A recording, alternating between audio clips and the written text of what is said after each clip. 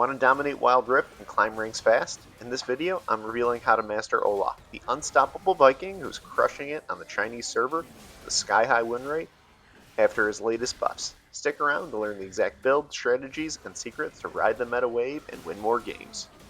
This video is going to be your guide to playing Olaf in Wild Rift, leveraging his recent buffs, and also understanding the meta and how using the meta to your advantage can help you win more games.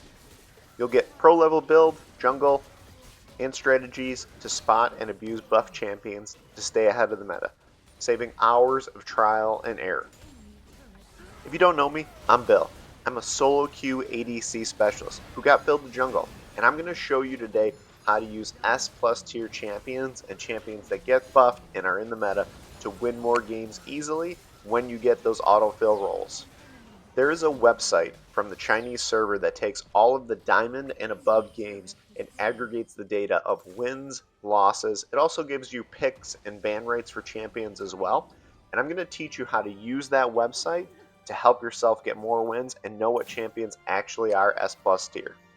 There are many more Chinese players in Wild Rift than there are North America or EU, South America. They have the largest player base by far, which is why they still have pro tournaments too, which is cool. They've just been going on. But on Chinese server, Riot often balances based off of who's winning and who's strong when they play in China. Olaf was recently buffed. His undertow, reckless swing, and his base stats are all buffed. He was going a little bit too slowly through the jungle and they wanted to give him a burst, and it has worked. Let me give a quick disclaimer here, because I'm not saying play Olaf every single time or play Olaf in the jungle and you'll automatically win. That's not what I'm saying. There is a learning curve with every single champion.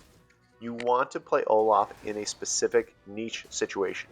Here it is. Pay attention to this.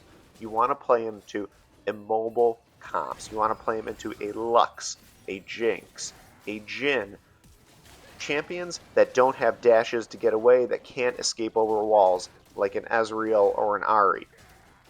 The reason being, Olaf's ultimate allows you to ignore CC and crowd control. And so what you can do is use his ultimate plus Ghost, and you'll be able to run everybody down. But if they can flash over a wall, and you don't have flash because you took Ghost, you can't get over the wall. And you really want to use Ghost on him because the speed can keep going as long as he keeps getting kills. And when you're in the jungle, you also have to take Smite as well. So you want Ghost and Smite. That recent buff is what allowed me to go into their jungle, steal their blue buff with this great chunk damage, and then just roll on out of there, grab a Scuttle on my way out, and then reset. One difference with Olaf in the jungle that I would recommend is most champions, you're going to almost always start boots, especially in the jungle for that speed to get around and clear camps. With Olaf, you can actually start with just a first full item. Reason being, if you get into the pit with the enemy, which is where Olaf wants to be and everybody's trapped, it's exactly what you want to do is pop Olaf's ultimate and just start mowing people down. So it's a terrible spot for the enemy to be in, especially if you get that first item power spike before Dragon or the Enchanted Ensemble starts. Well, you see what I'm able to do here. This isn't even the moment I'm talking about, but you'll get to see a little bit of Olaf's strength. So I saw the Malphite trying to take plates from the tower, get a good ultimate from Shen, and then we're able to chunk down this Malphite that's actually building defense here. So we're able to chunk down that. Camille uses their ultimate, and same thing. Every time we use that third ability, it just chunks life off of them. And so boom, third ability, we're healing off of that, and we're able to get a double kill there before the first dragons even spawn. We're not even at 4 minutes. This is beautiful.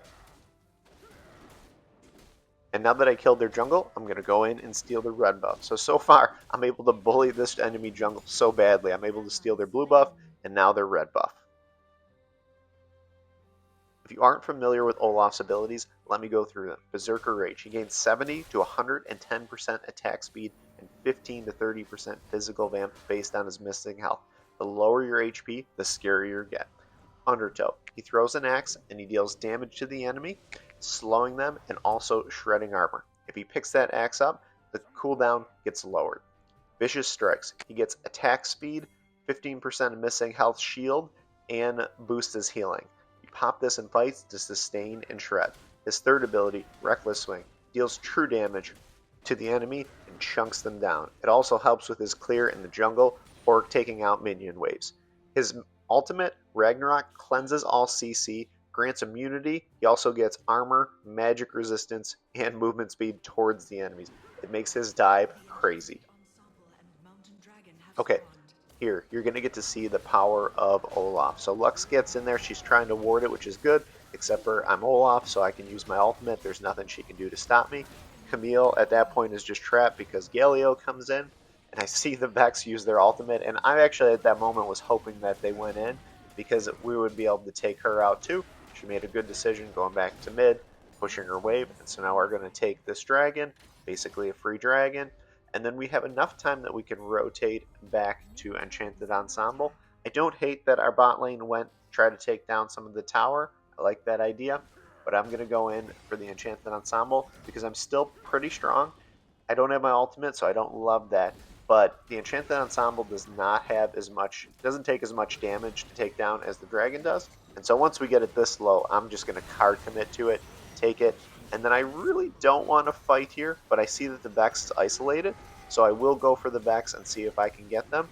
And I'm getting collapsed on, so I don't love this situation. I'm very low, but you'll see the power of Olaf. The lower he gets, the more damage he does, the more vamp he has, and we're able to use that to our advantage. When people think that they have you as Olaf and you've just got a little bit of health, you're able to use that third ability, chunk them down, and heal off of it, and survive.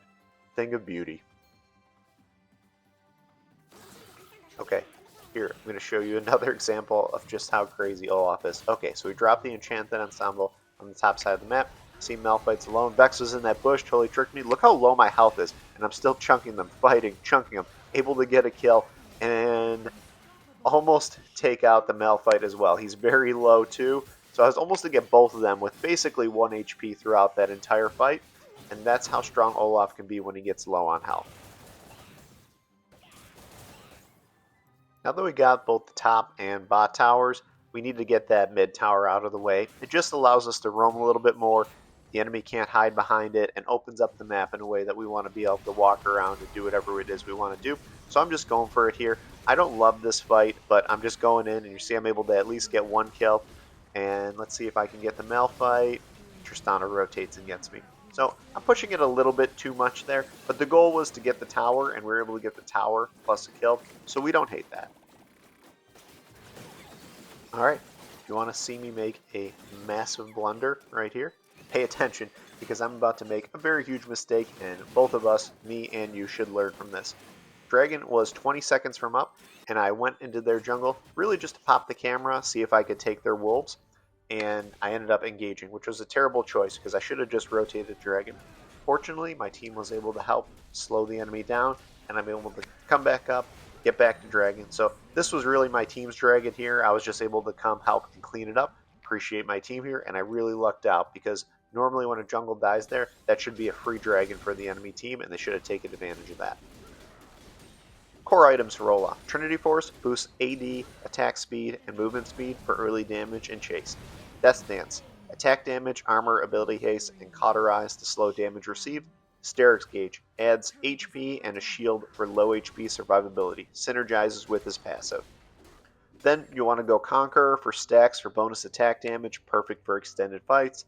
Triumph restores HP on takedowns, aiding low HP brawls. Last Stand, more damage when low HP, synergizes with his passive.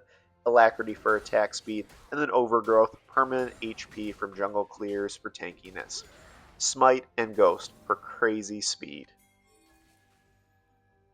I don't particularly love this Baron call. I would have liked their death timers to have a little bit more time on them, but we are in the lead by quite a bit here, so we wouldn't mind forcing a team fight, and really what we should be doing is taking down Baron and just ready to turn and fight them if they engage on us or come in too quickly. So that's why this is going to be a good call.